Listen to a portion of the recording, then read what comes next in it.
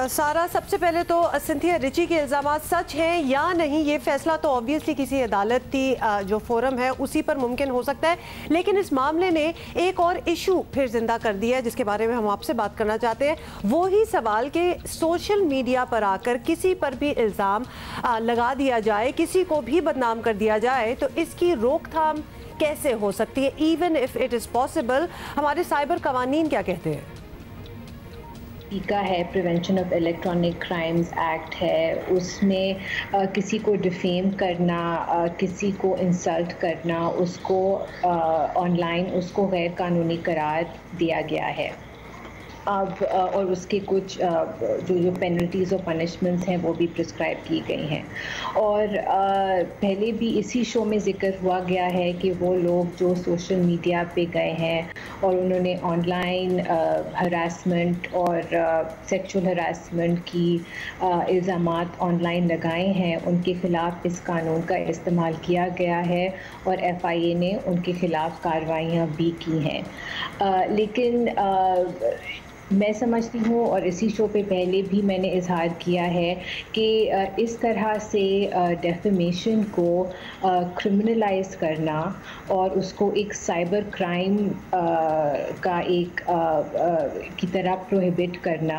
और FIA को ये इख्तियार देना कि वो इन्वेस्टिगेट करे डेफेमेशन को एक फ्री स्पीच वायलेशन भी कंसिडर की जा सकती है, और मैं इसको फ्री स्पीच वायलेशन कहूँगी। अब ऑब्वियसली गलत इल्ज़ाम डालना किसी पर उसके ख़िलाफ़ कुछ रेगुलेशन तो होनी ज़रूरी है, लेकिन हमारे पास एक सिविल कानून है, डेफेमेशन ऑर्डिनेंस है, जो कि क्रिमिनल पेनल्टीज़ नहीं बल्कि डैमेजेस की एक उसमें ऑप्शन देती है कि आप कोर्ट में जाके मॉनेटरी डैमेजेस की आप एक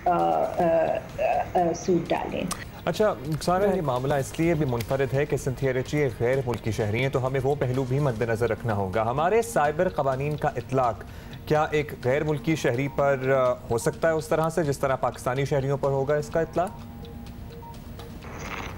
देखिए, अगर कोई गैर मुल्की शहरी है, वो पाकिस्तान का सिटीज़न नहीं है, जब तक वो पाकिस्तान में रह रहे हैं और पाकिस्तान में उन्होंने कोई किसी कानून की ख़िलाफ़ वर्जी की है, तो ज़ाहिर है उन पे पाकिस्तान का कानून अप्लाई करेगा और जो पाकिस्तान की लॉ एनफोर्समेंट अथॉरिटीज़ हैं वो कानून के मुताबिक उनके ख़िलाफ़ कार्रवाई कर सकती हैं। तो उनका इसमें एक फ़ॉरेनर होना ये बिल्कुल प्रिवेंट नहीं करता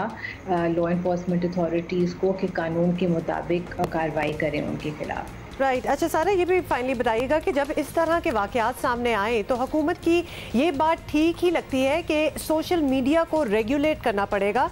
क्योंकि इल्ज़ामात की आप ज़रा नौयत देखें, ऑलमोस्ट एक अदालती निज़ाम जो होता है with in social media start हो जाता है। तो इजहार राय की आज़ादी और किसी की किरदार कशी में फ़र्क बहुत मुहिम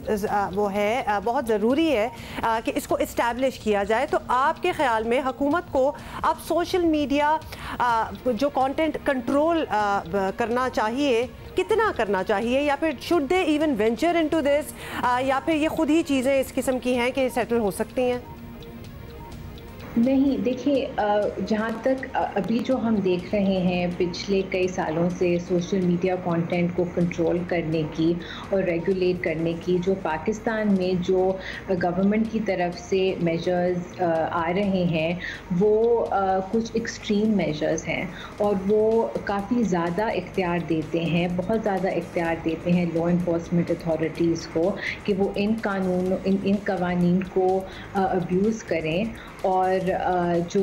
फ्री स्पीच है उसको इस तरह से कानून के ज़रिए फ्री स्पीच को अप्रेस करें। और जो बहुत सी जो जेन्युइन आवाज़ें उठती हैं, जो जेन्युइन ओपिनियंस उठते हैं, जो एक डेमोक्रेसी के लिए बहुत ज़रूरी हैं, जो फ्री स्पीच के लिए बहुत ज़रूरी हैं, वो इन्हीं कानून, इन्हीं रेगुलेशंस जो लाए गए हैं या जो प्रपोज किए गए हैं उनके ज़रिए सप्रेस हो सकते हैं। राइट। बहुत बहुत शुक्रिया Sara Malkani for being on our show. So there are lots of options that can be taken and to a certain extent अगर रेगुलेट भी किया जाए तो ऑब्वियसली स्पेसिफिकली हम चीज़ों की बात कर रहे हैं। लेकिन ये केस ऐसा है अब्दुल्ला कि ये केस ऑलमोस्ट सोशल मीडिया पे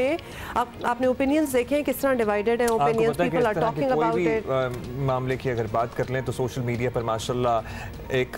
प्रो उसका टू ऑफ और जो है वो एक जंग ऑटोमेटिकली शुरू हो जाती है और फिर दो क्लैंस बड़े क्लियरली डिवाइडेड हमें नजर आते हैं। बड़ा अजीब व गरीब एक सेंस आती है जैसे फैसले सोशल मीडिया पे हो गए, अदालत के तो नजदीक भी अभी नहीं गए, which also bags the question कि ये स्ट्रेट अदालत क्यों नहीं। अच्छा, और इस पे ज्यादा दुख इसलिए होता है कि एक दूसरे की राय का एहतराम तो बहुत दूर की बात है, बर्दाश्त भी नहीं होती। अगर कोई आपकी राय से इख्तलाफ कर ले या आप किसी की राय से इख्तलाफ कर लें तो फौरन जीरो टॉलरेंस का मुजाहरा करते हुए गालम गलोच और इल्जामात शुरू हो जाते हैं किसी और नौयत के।